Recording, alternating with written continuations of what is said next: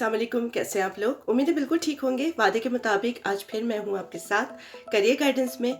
और आज थोड़ा सा हम स्किप करेंगे वॉइस ओवर को, और वॉइस ओवर IVR के बारे में मुझे बताना था, वो हम नेक्स्ट में करते हैं। लेकिन आज मैं आपको बताऊंगी राइटिंग ट्रांसलेशन के हवाले से कि अगर आप फ्रीलांसिंग कर रहे हैं इस फील्ड में तो फिर आपको कितने चार्ज करना। तो ये वीडियो सिर्फ उन लोगों के लिए नहीं है कि जो न्यू कमर्स हैं और वो इस फील्ड में फ्रीलांसिंग करना चाहते हैं, बल्कि ये मेरे उन मीडिया कोलीग्स के लिए भी है कि जिन्होंने अभी ये काम शुरू किया है और थोड़ा सा कंफ्यूज रहते हैं कि उनको कितने चार्ज करना चाहिए। और ये मैं इसलिए कह रही हूँ कि मुझसे 2-3 लोग ये पूछ चुके हैं ये चीज़, तो मैंने सोचा कि मैं एक वीडियो बनाती हूँ कि जिससे ना सिर्फ स्टूडेंट्स बल्कि हमारे प्रोफेशनल कोलीग्स को भी फ़ायदा पहुँचे। जब हम बात करते हैं राइटिंग की फ्रीलांसिंग में, तो नॉर्मली उसका ये मतलब लिया जाता है कि डाटा एंट्री। ज़्यादातर जो मैंने पोस्ट देखी है फ्रीलांसिंग के लिए वो मांगते हैं और उसमें वो लिखते हैं राइटर, जबकि काम वहाँ पे होता है डाटा एंट्री का। कॉपी पेस्ट समझ लें आप उसको।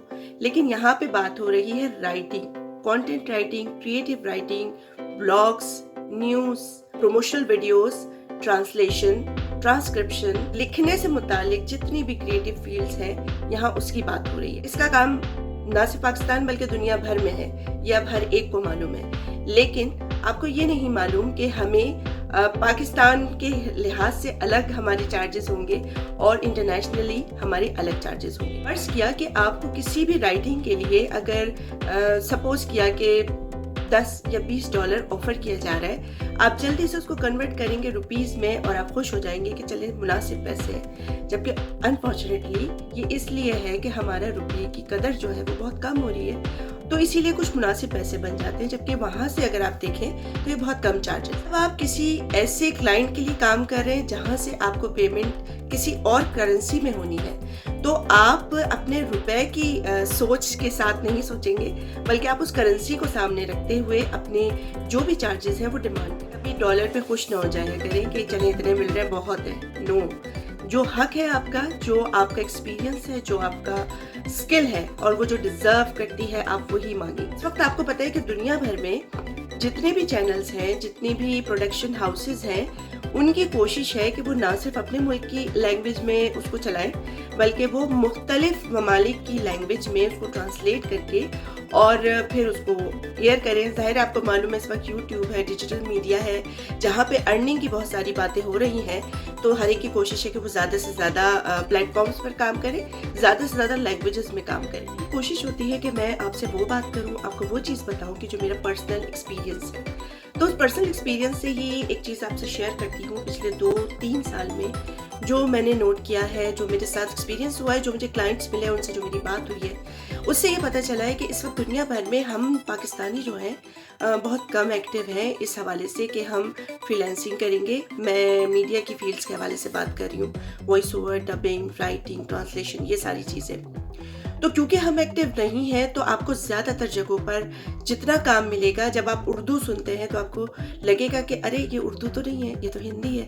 तो हिंदी इसलिए है कि वहाँ पे ज़्यादातर लोग इंडियन हैं जो उर्दू का काम कर रहे हैं, और जो अंग्रेज़ हैं उनको यही पता है कि ये लैंग्वेज जो है वो इंडिया की है, जो मेरे लिए बड़े दुख की बात होती है। और मैं जहाँ जहाँ मेरी बस चलता है, जहाँ जहाँ मैं कर पाती हूँ, वहाँ मैं उर्दू को ज़रूर इंट्रोड्यूस करती हूँ और उन्हें बताती हूँ कि ये हमारी लैंग्वेज है, पाकिस्तान की मदर टंग है और हम इसको बहुत अच्छा काम कर सकते हैं। तो जितने पाकिस्तानी हैं जो इस फील्ड में काम कर रहे हैं, मैं उनसे यही कहूँगी कि आप इंटरनेशनल प्लेटफॉर्म्स पर उर्दू के लिए जगह बनाएं। बहुत सारे लोग खुश होते हैं कि उनकी इंग्लिश बहुत अच्छी है। अच्छी बात है, इंटरनेशनली काम करने के लिए आपको आसानी होती है, लेकिन जब हम इस तरह के कामों की बात करते हैं उर्दू के, तो आपकी उर्दू अच्छी होनी ज़रूरी है। क्योंकि अगर फ़र्ज़ किया कि पाकिस्तानी आपसे काम करवा रहे हैं तो उर्दू ही करवाएंगे या फिर इंग्लिश। ये नहीं कह रही कि इंग्लिश का काम नहीं होता है, लेकिन एक लार्ज स्केल पे मैं बात कर रही हूँ कि जब उर्दू की बात आती है तो वो हम हैं, जब इंग्लिश की बात आती है तो जो इंटरनेशनल क्लाइंट है वो तो खुद ही अंग्रेज़ है, उसको इंग्लिश आती है, तो उसे बहुत कम ज़रूरत पड़ेगी हमारी लैंग्वेज की। तो अपनी उर्दू अच्छी करें हर लिहाज से, लिखने के लिए और वॉइस ओवर के लिए और डबिंग के लिए उर्दू पे कमांड। ज़्यादातर जो ऑफ़र आएगी, मैं डबिंग और वॉइस ओवर दोनों का बता रही हूँ, या आर्टिकल या कंटेंट राइटिंग की बात कर रही हूँ, वो क्लाइंट ऑफ़र करेगा पर वर्ड के हिसाब से। या फिर अगर वो वीडियोस की बात हो रही है तो वो पर मिनट की बात होगी, 1 मिनट, 2 मिनट, 3 मिनट, 5 मिनट, इस तरीके से। वो तो आपको ऑफर करेंगे अपने हिसाब से, लेकिन आपने ये देखना है कि आपका उसमें कितनी एफर्ट लग रही है, आपकी स्किल्स क्या है, आपका एक्सपीरियंस क्या है, ये सारी चीज़ें काउंट होंगी। और उसके बाद आप अपने क्लाइंट से जो है बार्गेनिंग करते हैं। फर्स्ट टाइम में जाहिर है वो आपको कोई बहुत हैंडसम ऑफर नहीं देंगे, बहुत कम होते हैं जो दे भी देते हैं, लेकिन मोस्टली जो होगा वो आपकी एक्सपेक्टेशन से बहुत कम होगा। तो आपने उनसे बात करनी पड़ेगी। ये जो कॉन्फिडेंस से बात करने वाला, ये उस वक्त आता है कि जब आप खुद को मजबूर जाहिर ना करें, ना फील करें, ना जाहिर करें किसी के सामने। आप ये देखें कि जो आपका रिस्क है वो आप तक आएगा, अपने टाइम पर आएगा। तो आप सारी चीज़ों को देखते हुए अपने से बात करें और उनको अपनी डिमांड बताएं, अपनी स्किल्स की चार्जेस बताएं कि मुझे इतने चाहिए।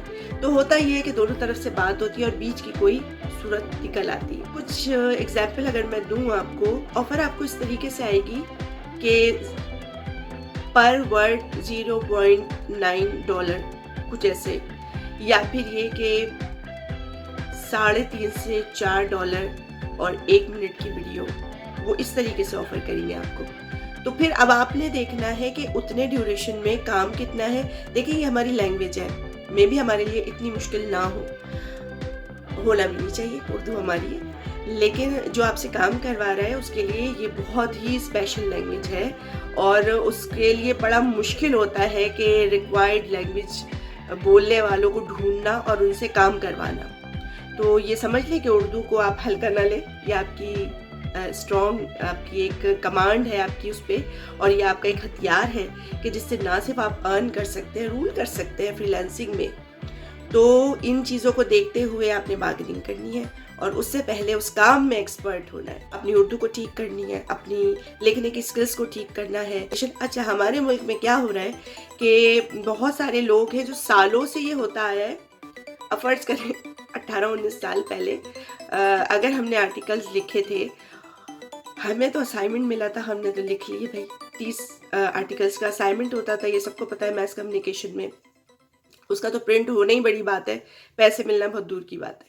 लेकिन उसके बाद जब आप बन जाते हैं कुछ, उसके बाद आप काम करते हैं फ्री में, तो ये आप नाइंसाफ़ी करते हैं, ना सिर्फ अपने साथ बल्कि इस फील्ड के साथ। आप ये कह सकते हैं कि आप मार्केट को ख़राब कर रहे होते हैं और लोग आपका इस्तेहसाल कर रहे होते हैं। चाहे वो वॉइस ओवर है या वो राइटिंग, आपसे कहा जाएगा आप अपनी प्रोफाइल बना रहे हैं, आपका प्रिंट हो रहा है, आपका नाम हो रहा है। मेरा नहीं ख्याल कि आज के ज़माने में नाम बनाने के लिए आपको कोई बहुत बड़े प्लेटफॉर्म की ज़रूरत है। डिजिटल मीडिया है, वो आप खुद भी अपना नाम बना सकते हैं। तो फ्री में काम करना ज़रा रोक दीजिए और थोड़ा अपने करियर पे ध्यान दीजिए। ये मैं सबके लिए कह रही हूँ, चाहे वो न्यू कमर है, चाहे वो मेरे मीडिया कोलीग्स हैं। Be professional. जब तक आप अपना हक नहीं मांगेंगे, आप अपने स्किल्स को इज्जत नहीं देंगे, दूसरा आपको कभी नहीं देगा। आपकी स्किल को, आपकी एफर्ट्स को, आपके काम को क्यों कोई पे करेगा जब आप फ्री में अवेलेबल हैं।